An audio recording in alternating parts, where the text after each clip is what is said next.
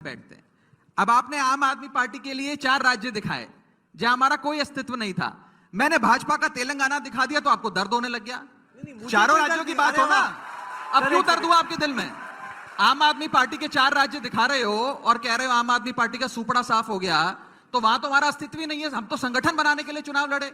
भाजपा जो तेलंगाना में 50 साल से चुनाव लड़ रही है, मैं तेलंगाना दिखा दिया तो आपको दर्द होने लग रहा है कि बेस्ट ऑफ 3 दिखाओ। मैं तो चारों राज्य दिखाऊंगा। मेरी आगे बात सुनिए। ये क्या हो रहा है? क्या आपका जो प्रॉमिस था वो नहीं पहुंच रहा? क्लियरली क्यों हो रहा है ये?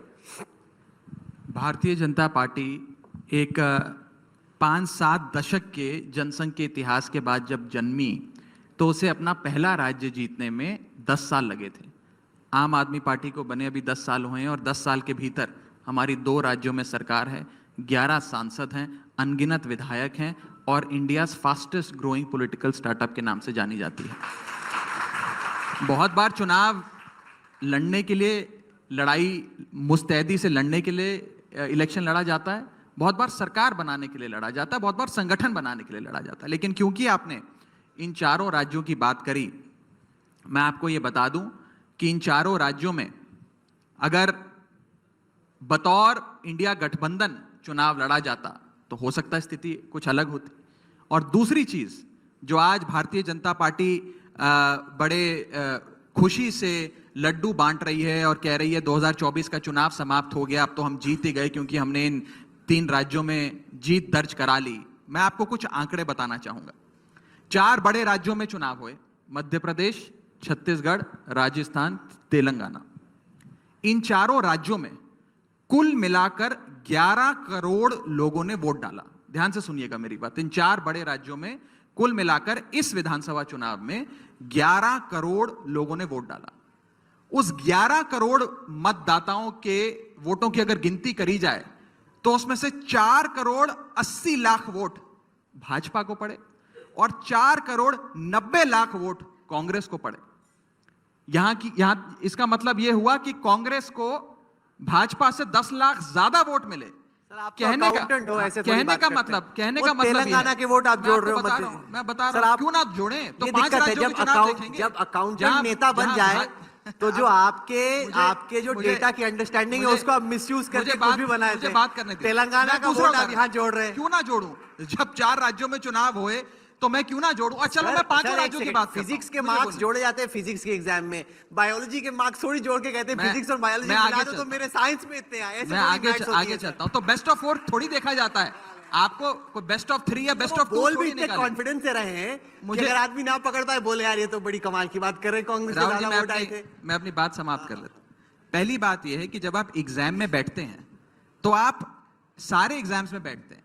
अब आपने आम आदमी पार्टी के लिए 4 राज्य दिखाए जहां हमारा कोई अस्तित्व नहीं था। मैंने भाजपा का तेलंगाना दिखा दिया तो आपको दर्द होने लग गया। चारों राज्यों की बात हो ना, अब क्यों दर्द हुआ आपके दिल में?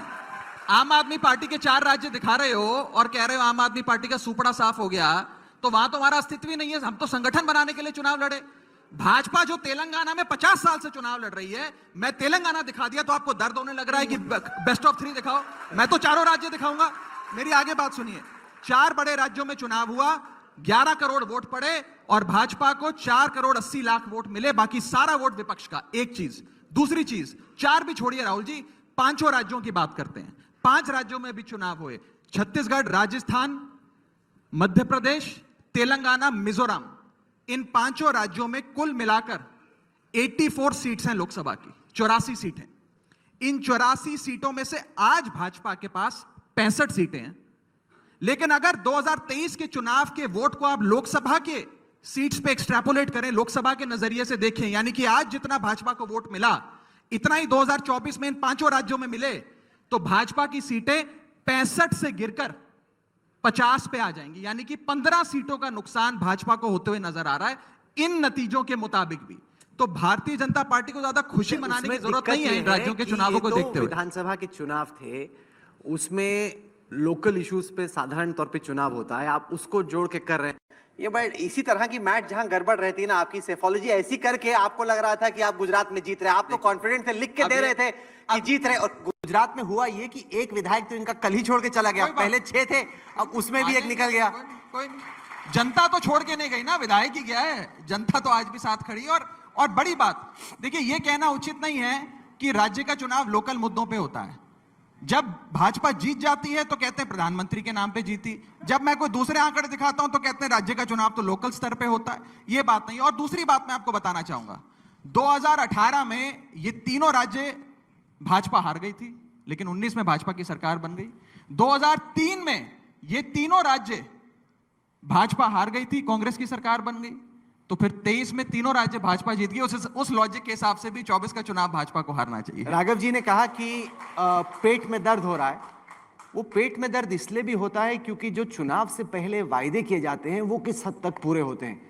अगर हम देखें आम आदमी पार्टी, चूंकि राघव आप पंजाब से वास्ता रखते हैं, जो वायदे किए गए, एक था कि हम ड्रग्स को ख़त्म कर देंगे, एक था कि हम इनकाउंटर्स ख़त्म कर देंगे। कल ही 2 इनकाउंटर होते हैं, एक लुधियाना में होता है, एक जीरकपुर में होता है। ड्रग्स की बात की जाए तो 144 ड्रग ओवरडोज के केसेस बीते साल पंजाब में हुए, जो कि देश में सबसे ज़्यादा था। राजस्थान नंबर 2 पे था, वो ज़्यादा बड़ा स्टेट है, पंजाब तो छोटा स्टेट है। 117 केसेस वहाँ पे थे।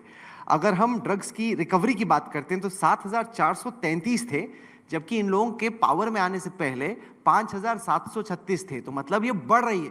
तो जो आपके वायदे थे कि हम ड्रग्स को खत्म करेंगे, ड्रग ट्रैफिकिंग को खत्म करेंगे, ओवरडोज डेथ्स को खत्म करेंगे, ये तो गंगा जी उल्टी जा रही है। देखिए 2 महत्वपूर्ण मुद्दे आपने उठाए, ड्रग्स का और गैंग्स का, गैंगस्टर्स का। पहली चीज तो हमारी